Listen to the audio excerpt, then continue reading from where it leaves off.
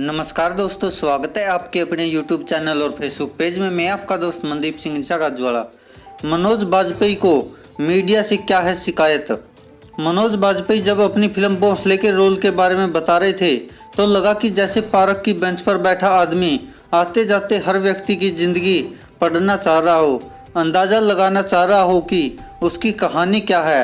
भोंसले एक ऐसी ही मराठी पुलिस वाले की कहानी है। एक बीमारी की वजह से उसे रिटायरमेंट लेने पर मजबूर कर दिया जाता है। उसे नहीं पता कि वो अब क्या करेगा। वो अंदर ही अंदर जूझ रहा है अपनी बीमारी से, अकेलेपन से, उन बुरे सपनों से जहां वो बूढ़ा है, लाचार है और कोई उसकी मदद करने नहीं आता। इस किरदार के बारे में बात करते हुए सुशांत सिंह राजपूत की मौत पर उठ रहे सवालों का जिक्र भी होना ही था। उनकी मौत के बाद लोगों ने उनके अकेलेपन, मानसिक प्रताड़ना और नेपोटिज्म पर कई सवाल खड़े किए। लेकिन जब सुशांत सिंह राजपूत को लेकर मैंने उनसे सवाल पूछा तो थोड़ा असहज लगे। उनके और उनके प्रोड्यूसर संदीप कपूर के चेहरे के भाव बहुत स्पष्ट थे कि बहुत से इंटरव्यूज में इन्हीं सवालों से उकता चुके हों और अब इन सवालों से आगे बढ़ना चाहते हों। मैंने उनसे पूछा कि सुशांत सिंह राजपूत की मौत के बाद सोशल मीडिया पर जिस तरह की प्रतिक्रिया आ रही है उसे लेकर वे क्या कहना चाहते हैं। लोग जब गालियां देने लगते हैं तो संवाद के सारे रास्ते बंद कर देते हैं। गाली देना बंद करिए और सवाल पूछिए। सवाल पूछने के भी कायदे हैं। जितने सालों में ये गाली गलौज शुरू हुआ है, ट्रोलिंग शुरू हुई है, इससे कुछ बदला नहीं है। लोगों में गुस्सा है, सवालों का जवाब इंडस्ट्री ही देगी। इंडस्ट्री कोई संस्थान नहीं है, कोई कॉरपोरेट हाउस नहीं है। बहुत सारे लोग अपना स्वतंत्र काम करते हैं। बहुत सारी लॉबी है, उनके लिए इशारा है कि वे एक प्रभावशाली प्रजातांत्रिक और लेवल प्लेइंग फील्ड बनाए जहां टैलेंट को जगह मिले और टैलेंट कहीं भी पैदा हो सकता है। वो बड़े स्टार के बेटा बेटी भी हो सकते हैं, वो किसी किसान या मजदूर का बेटा बेटी भी हो सकते हैं। प्रतिभा का सम्मान हो, प्रतिभा का स्वागत हो, तब ये सवाल शायद बंद हो जाएंगे। इंडस्ट्री में लोगों को अपने लेवल पर कोशिश करनी चाहिए, वरना ये सवाल बार बार उठते दबते रहेंगे। लेकिन प्रतिभा को लेकर उनकी क्या परिभाषा है या क्या पैमाना है, क्योंकि कोई व्यक्ति ये नहीं मानता कि वो प्रतिभाशाली नहीं है। हो सकता है कि मनोज बाजपेयी को देखकर भी लोग कहते होंगे कि मनोज से ज़्यादा प्रतिभाशाली हैं, लेकिन उन्हें मौका नहीं मिला। इस पर उन्होंने कहा कि टैलेंट का देखा जाए तो पैमाना एक्टिंग भी नहीं है, वरना तो बुरी फिल्में इतनी ना चलती। पैमाना नहीं होता है तो फिर लोगों ने मुझे या मेरे जैसे और एक्टर्स को धीरे धीरे क्यों सराहा, क्यों हमारे काम को सम्मान दिया। पैमाना हमारे अनुभव के आधार पर होता है।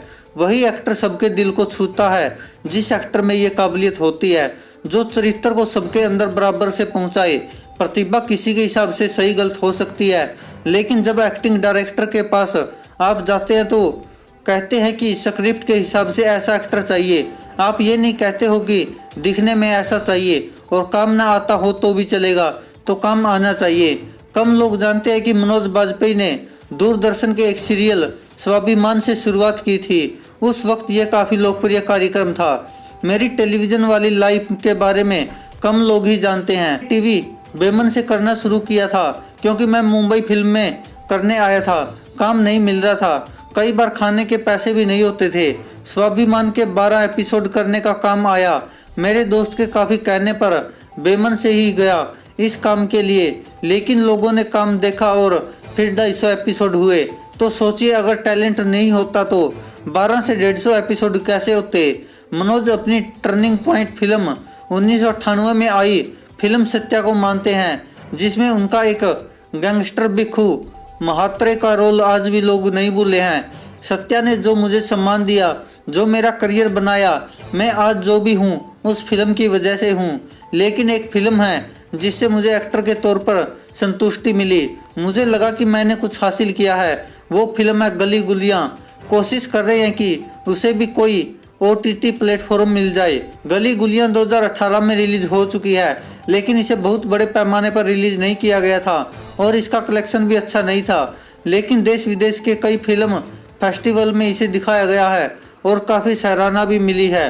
मनोज बाजपेयी ऐसे एक्टर हैं जिन्होंने बहुत अलग अलग किरदारों में खुद को आजमाया है, चाहे वो अलीगढ़ हो, सूल हो, गैंग्स ऑफ वासेपुर हो या स्पेशल 26, हर किरदार में घुसने की एक प्रक्रिया होती होगी और कहीं ना कहीं वो जरूर इंसान के तौर पर भी एक्टर में कुछ बदलता होगा।